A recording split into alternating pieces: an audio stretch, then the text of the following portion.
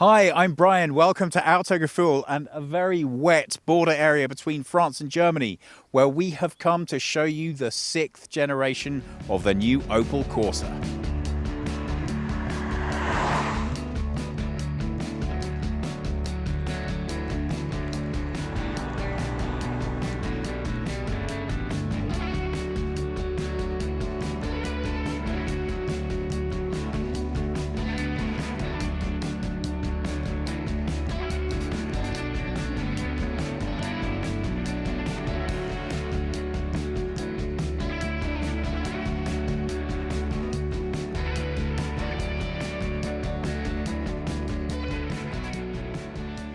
I think the first and most distinctive thing about the face of the 5th generation would have to be these lightning strike headlights. Now, one of the key elements that Opel were keen to look at when they looked at the new generation was lighting technology. So they're introducing full matrix LEDs at the front, optional of course, and LEDs at the back. Now that changes a lot what you're actually able to do with the face design of the car.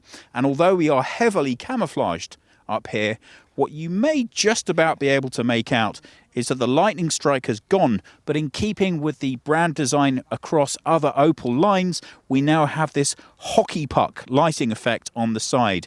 So generally, a lot more trimmed back. We still have the somewhat oval swoop design to the front bonnet, but as you can see, even in the camouflage form, and I'm going to place my hand here quite a lot so you can try and get some contrast, there's a lot more sportiness to this car. Now, there's a very good reason for that.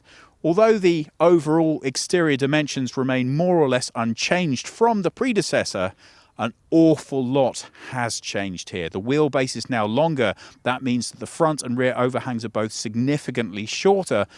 The car itself has dropped in height, and that gives us a much more sporty, aggressive looking stance on the road. There are big changes going on in the profile, and it doesn't matter how much camouflage they put on this thing, you can't hide the fact that it is now 48 millimeters lower. Now, in case you are an Imperial guy, that is about that much. That is a significant bite to have taken off the top, but I can tell you that there's actually more headroom on the interior than there was in the predecessor. And all of these changes are not only aesthetic. This has a lower drag coefficient in any model in the new generation than the most efficient of the older generation. So that's no small achievement. This extended wheelbase isn't either just there for effect. It's also now delivering a turning circle that is 1.5 meters smaller than the predecessor. And that's really going to add up to a lot of change in the driving dynamic. But look at the design language itself. This is clearly a bold statement about the future of this car. It is so much more sporty than the predecessor. Clearly, it's hard to get a full impression of it whilst it is fully camouflaged up. But what I can tell you from looking at the contours directly is that the design character gently spreads out as we move towards the back.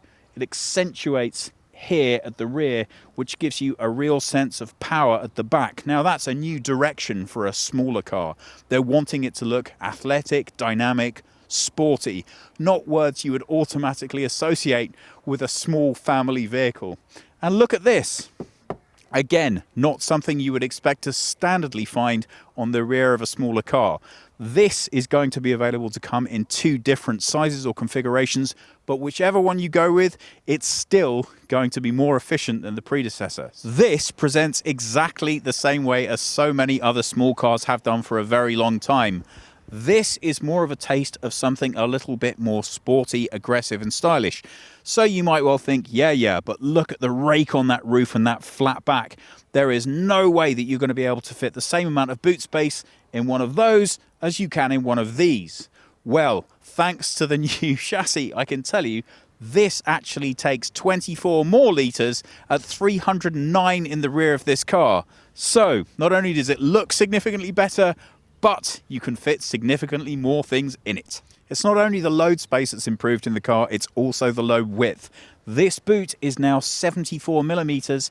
That's around about that wider than the predecessor. So you can see straight away how much easier this will be to load than the 5th generation. And it really helps set off these new LEDs in the rear as well. This looks aggressive, sporty and dynamic.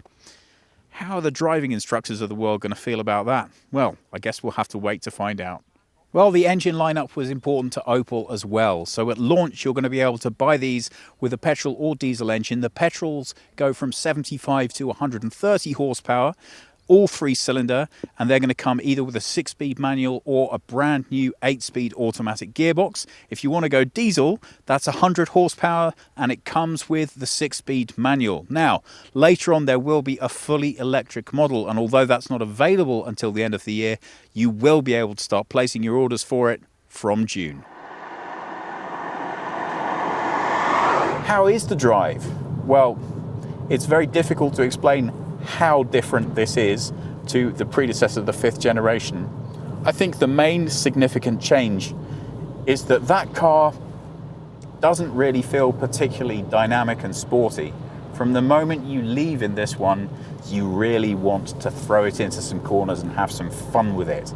The lower seating position, the lower center of gravity, all help add to a very significant change in this drive. As you may be able to see on camera, I'm very pleasantly surprised to see the amount of headroom that I have in this car. I'm 5'10" or 178 centimeters, but very short legs, very long torso. So I compare it around about 6'1" for my driving height. As you can see, I've got ample room above me, and that makes the car feel very comfortable indeed. What I'm a bit sad about, but I think really it's a compromise that had to be made, is definitely my lack of visual real estate. What do I mean by that? Well, if you're going to make the exterior that much more sporty, if you're going to prioritize making the driving experience and the seating experience paramount, you're going to suffer a little bit with reduced windows. So I do definitely have less glass to look out of. Now, if you're noticing that the exposure here looks a little on the dark side, you must remember that's because everything behind me is covered in camouflage film. So obviously it would be an awful lot lighter once we get to the actual proper press release of this vehicle. In the meantime, I can see what the car's giving me structurally, and by comparison to its predecessor, that is really quite a large A-pillar at the front, and I have to say a very large B-pillar behind me. So I have to be honest, the all-around visibility is not as good in this car, and there have been more than a couple of junctions that I've pulled up to and thought, gosh, I really don't have the ability to see quite as much as I would like. But I think that's a fair compromise to have made for improving the drive this much. I really can't say enough good about how this new chassis is performing in combination with the engine and the gearbox. It's changed the dynamic and the statement of this car completely. Now, along with other things that are being left behind with the last generation, you won't be seeing any more 3-door models. So from a practicality standpoint, you're going to be more than happy ferrying around the kids or the grandparents in the back of this A to B. But what really makes the difference is the amount of fun that you're going to be able to have when they're not in the car. We're out on some really nice, twisty country roads, and I think you're probably picking up on the sound. That engine's sounding pretty nice. That's just 3 cylinders.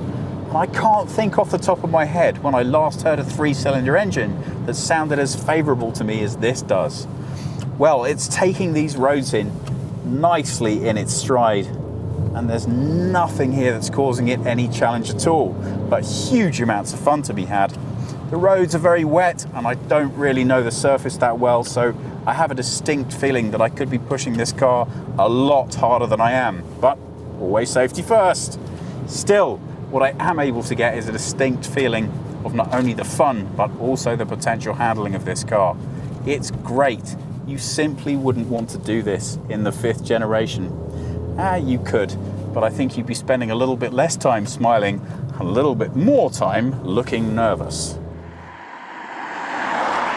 Well, in England we have an expression, don't throw the baby out with the bathwater, and what it broadly speaking means is, if you're trying to bring about change, don't forget the thing that made it popular before you go about changing it. Well, when I look to the way that Opel have decided to evolve the Corsa, it feels that they haven't just thrown away the baby and the bathwater, they also set fire to the house and moved to a different district. Is that a good thing? Well, that very much depends upon your taste and your needs. The thing that I like particularly about the 5th generation of this car, is very much the thing that makes it so popular with driving instructors the world over, and that is it's so easy to use, it's so friendly to new drivers, it's so straightforward. There's nothing dramatic, either good or bad, sorry Opel, to discover about this car. It is exactly what you're expecting. That has all completely changed with this car. It's now dynamic, it's aggressive. Now, obviously, the introduction of the PSA platform was always going to radically change the way that this car operated within the marketplace. And this is the product of a lot of years of internal discussion in Opel about what direction they want the company to go in. In the longer term, that's likely to look fully electric. And we're all very excited to see how that gets applied to this platform. In the shorter term, I guess it really does come down to how much you like the car as it currently is. If you really are all about the drive, but you like the functionality as well, there is nothing here to get upset about. This car has only improved. The new drive is fantastic. You're still going to get all of the functionality you want, and even more of that. Think larger boot, think more headroom, think more interior space. Those are all benefits that come with the new platform. If, however, what you liked was the extended ride height, the fact that it was very easy, you know, a little bit lackluster around town, well, I don't know how you're going to feel about this design change. It is radically different. But I think that's a good thing, and I can't wait to hear what you think. Pricing should be competitive. For me, the battle is less between old and new and more between brand and brand. This is a big, bold statement from Opel. We've already seen what Peugeot have done with the same platform. DS3 is going to come out and give us a different take again. And I can't wait to hear what everybody thinks about who's done the best job with it. Until then, if you have any comments or suggestions or questions, please pop them below.